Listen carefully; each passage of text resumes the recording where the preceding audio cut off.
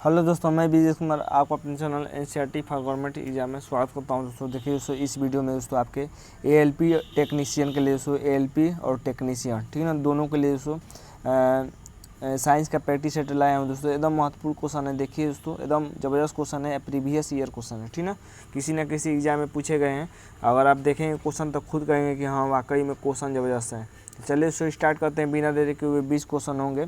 20 question में देखिए कि आपका कितना हल हो पाता है। एकदम पहला क्वेश्चन देख लेते हैं 11 नंबर से कि प्रोटॉन का द्रव्यमान और का द्रव्यमान एक समान होता है। तो प्रोटॉन का द्रव्यमान किसके द्रव्यमान के समान होता है दोस्तों, किसके द्रव्यमान के बराबर होता है, ठीक ना। तो ऑप्शन है दोस्तों न्यूट्रॉन, इलेक्ट्रॉन, आइसोप्रोन की अल्फा कण। क्या हो जाएगा दोस्तों 11 का आंसर। तो 11 का आंसर हो जाएगा दोस्तों पहला न्यूट्रॉन। देखिए दोस्तों, प्रोटॉन का द्रव्यमान और न्यूट्रॉन का द्रव्यमान दोनों बराबर होता है, ठीक ना। प्रोटॉन का द्रव्यमान की बात करते हैं दोस्तों तो 1.67 गुणे 10 के पावर -27 किलोग्राम होता है, माइनस में होता है -27 kg, ठीक ना। इतना ही दोस्तों न्यूट्रॉन का होता है। लेकिन इलेक्ट्रॉन की बात करते हैं दोस्तों तो इलेक्ट्रॉन का द्रव्यमान दोस्तों 9.1 गुणे 10 के पावर -31 kg होता है, ठीक ना। तो इसका होता है इलेक्ट्रॉन का -31 होता है और प्रोटॉन और न्यूट्रॉन का -27 होता है। तो ऑप्शन ए सही हो जाएगा। अगला देख लेते हैं दोस्तों। देखिए अगला 12 नंबर क्वेश्चन है कि निम्नलिखित तत्वों में से किसकी परमाणु संख्या मैग्नीशियम की तुलना में अधिक है, ठीक ना। तो मैग्नीशियम की तुलना में दोस्तों किसकी परमाणु संख्या अधिक है ये पूछ रहा है, ठीक ना। ऑप्शन है दोस्तों नियान, फ्लोरीन, सोडियम, एल्युमिनियम। क्या हो जाएगा आंसर। सबसे पहले बात करते हैं दोस्तों मैग्नीशियम की। तो मैग्नीशियम की परमाणु संख्या कितनी होती है दोस्तों 12 होती है। नियान की कितनी होती है दोस्तों, नियान की 10 होती है, ठीक ना। फ्लोरीन की दोस्तों बात करते हैं तो फ्लोरीन की दोस्तों 9 होती है। और एल्युमिनियम की बात कर लेते हैं तो एल्युमिनियम की 13 होती है। और सोडियम की बात कर लेते हैं दोस्तों तो सोडियम की 11 होती है, ठीक ना। तो किसकी परमाणु संख्या ज़्यादा है दोस्तों मैग्नीशियम से, तो ये दोस्तों ऑप्शन नंबर डी सही हो जाएगा दोस्तों, एल्युमिनियम की ज़्यादा है, एल्युमिनियम की ज़्यादा है। तो ऐसे क्वेश्चन भी दोस्तों पूछते हैं एग्जाम में, आपको परमाणु क्रमांक याद रहना चाहिए। अगला देख लेते हैं दोस्तों 13 नंबर क्वेश्चन है कि निम्नलिखित तत्वों में से किसी परमाणु संख्या नियान की तुलना में अधिक है। अब नियान की तुलना में पूछ रहा है, ठीक ना। वैसे ही क्वेश्चन लिया हूँ जो रिपीटेड क्वेश्चन है।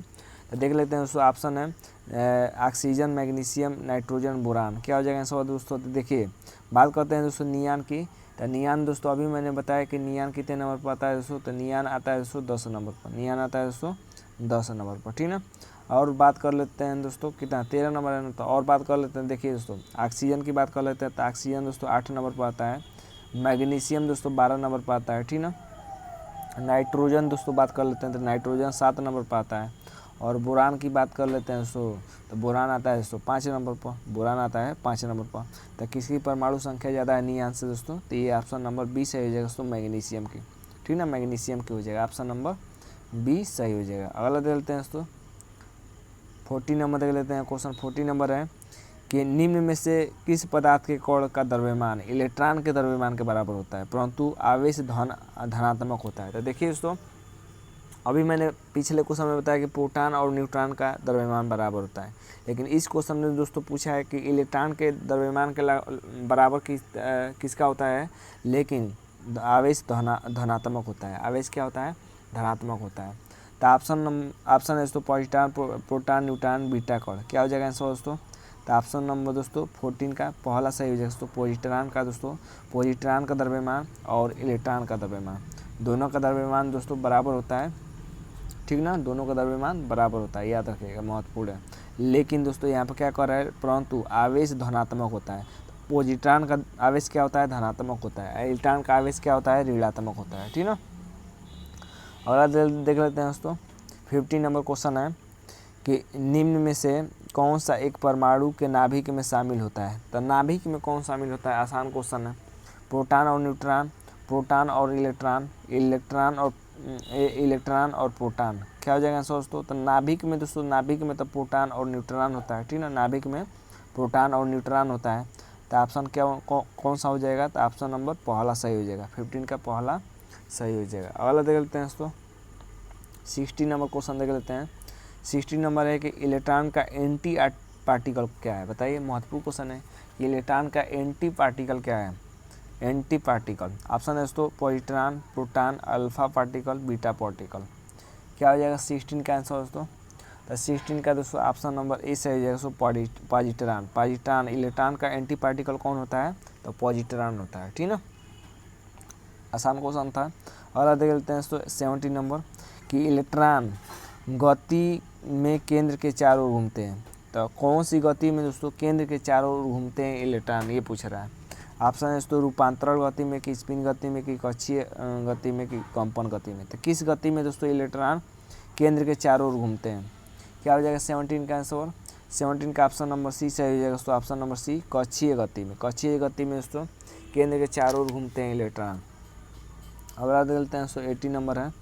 18 नंबर का मतलब दोस्तों ये 8वां नंबर क्वेश्चन है, ठीक ना। हम लोगों ने 11 नंबर से देखा था क्वेश्चन।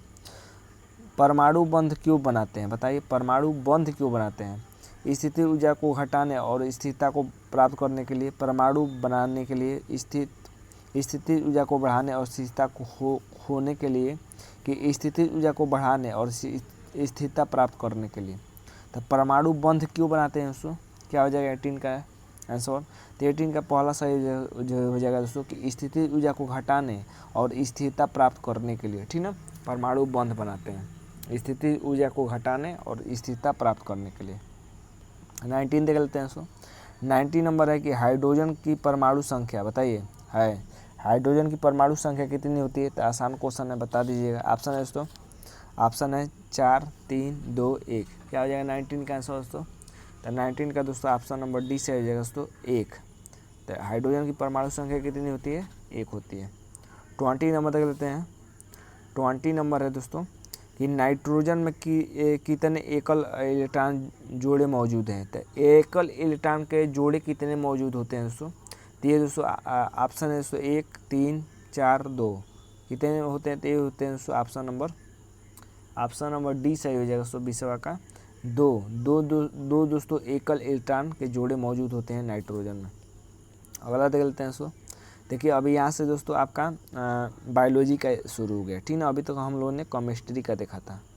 तो पहला क्वेश्चन देख लेते हैं। पहला मतलब ये 11वां नंबर कहलाएगा, ठीक ना। नंबर पर आप ध्यान मत दीजिए, क्वेश्चन देखिए कि कितना जबरदस्त क्वेश्चन लाया हूँ, ठीक ना। प्रीवियस ईयर है। आनुवांशिक रूप से समान व्यक्तियों के बीच प्रत्यारोपण को क्या कहते हैं? बताइए आनुवांशिक रूप से समान व्यक्तियों के बीच प्रत्यारोपण को क्या कहते हैं? ऑटोग्राफ्ट कहते हैं, आइसोग्राफ्ट कहते हैं, एलोग्राफ्ट कहते हैं, कि जीनोग्राफ्ट कहते हैं? बताइए क्या हो जाएगा आंसर पहले का? तो पहले का दोस्तों ऑप्शन नंबर 20 है दोस्तों आइसोग्राफ्ट कहते हैं, ठीक ना। आइसोग्राफ्ट कहते हैं। अगला देख लेते हैं दोस्तों। दूसरा नंबर क्वेश्चन है कि विलगित प्रोटीन की पहचान हेतु शोषक तकनीक क्या है? तो शोषक तकनीक क्या है दोस्तों, ये पूछ रहा है।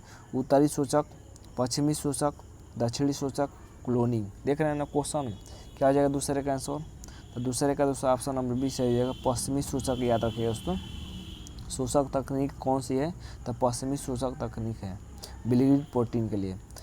अगला है कि आरएनए का प्राथमिक कार्य क्या होता है? बताइए आरएनए का प्राथमिक कार्य क्या होता है? प्रकाश संश्लेषण करना, प्रोटीन संश्लेषण, प्रतिकृति बनाना, या अनुवाद करना। क्या हो जाएगा तीसरे का आंसर दोस्तों? तो तीसरे का दोस्तों आंसर क्या हो जाएगा? तो ऑप्शन नंबर दूसरा सही हो जाएगा, ठीक ना। प्रोटीन संश्लेषण करना। आरएनए का काम क्या होता है? प्रोटीन संश्लेषण, ठीक ना। प्रतिकृति बनाना भी हो सकता है दोस्तों, लेकिन ज़्यादातर बेस्ट ऑप्शन बी सही हो जाएगा। अगला देख लेते हैं दोस्तों। तीसरा हो गया। तो चौथा नंबर देख लेते हैं। चौथा नंबर क्वेश्चन है कि गुणसूत्रों की आकृति विज्ञान का अच्छी तरह से अध्ययन किससे किया जा सकता है? तो गुणसूत्रों की आकृति विज्ञान का परीक्षण दोस्तों किससे अच्छी तरह से किया जा सकता है, ये पूछ रहा है, ठीक ना। ऑप्शन है दोस्तों अंतरावस्था में, पूर्वावस्था में, मध्यावस्था में, कि जाइगोटीन में। तो किस में किया जाता है दोस्तों गुणसूत्रों की आकृति विज्ञान का अच्छी तरह से अध्ययन? क्या हो जाएगा चौथे का आंसर? तो चौथे का ऑप्शन नंबर सी से है दोस्तों मध्यावस्था में दोस्तों गुणसूत्रों की आकृति का परीक्षण अच्छे से किया जा सकता है। मध्यावस्था याद रखिएगा। अगला देख लेते हैं कि हर एक मानव कोशिका में कितने गुणसूत्र होते हैं? तो आसान है 6, 26, 46 की 66। क्या हो जाएगा आंसर दोस्तों? तो ये हो जाते हैं 23 जोड़े यानी 46 होते हैं। पाँचवें का ऑप्शन नंबर सी सही हो जाएगा। अगला देख लेते हैं दोस्तों 6 नंबर क्वेश्चन है। 6 नंबर क्वेश्चन है कि जैव पुष्टिकरण तकनीक में पादप प्रजनन किसे दूर करने के लिए प्रजनन तकनीक का प्रयोग करते हैं। तो जैव पुष्टिकरण तकनीक में दोस्तों पादप प्रजनन किसे दूर करने के लिए प्रजनन तकनीक का प्रयोग करते हैं। ऑप्शन है दोस्तों कीटनाशकों के कारण हुई हानि, खाद्य उत्पादन में कमी, शुष्क पोषकों और विटामिनों की कमी, पादप रोगों के कारण हुई कमी। क्या हो जाएगा आंसर दोस्तों? 6वें का आंसर। तो 6वें का दोस्तों ऑप्शन नंबर सी सही हो जाएगा दोस्तों। सूक्ष्म पोषकों और विटामिनों की कमी को दूर करने के लिए दोस्तों प्रजनन तकनीक का प्रयोग किया जाता है, ठीक ना। अगला देख लेते हैं दोस्तों। 7 नंबर क्वेश्चन है कि आरएनए एक बहुलक अणु है, इसका पूर्ण रूप क्या होता है। तो ये तो आसान क्वेश्चन है, आरएनए का फुल फॉर्म पूछ रहा है, ठीक ना। तो ये हो जाएगा राइबोन्यूक्लिक एसिड हो जाएगा, ऑप्शन नंबर बी सही हो जाएगा, ठीक ना। अगला देख लेते हैं 8 नंबर। और 2 क्वेश्चन रह गए हैं।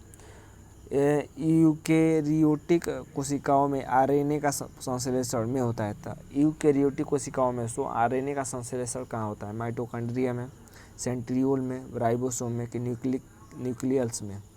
क्या हो जाएगा 8 का आंसर दोस्तों? तो 8 का दोस्तों ऑप्शन नंबर डी सही है दोस्तों, न्यूक्लियस में दोस्तों यूकेरियोटिक कोशिकाओं में आरएनए का संश्लेषण होता है, ठीक है, न्यूक्लियस याद रखिएगा। अगला देख लेते हैं दोस्तों 9 नंबर। 9 नंबर है कि विरोधी गुणों का युग्म जो समान विशेषताओं को नियंत्रित करे क्या कहलाता है? घटक कहलाता है, अनुविषम वास कहलाता है, युग्म विकल्पी यानी एलील कहलाता है कि वंश परंपरा कहलाता है। बताइए 9 का आंसर दोस्तों। तो 9 का ऑप्शन नंबर सी चल जाएगा, युग्म विकल्पी यानी एलील कहलाता है दोस्तों। कि विरोधी गुणों का युग्म जो समान विशेषताओं को नियंत्रित करे उसे क्या कहते हैं? तो एलील कहलाता है। 10 नंबर देख लेते हैं।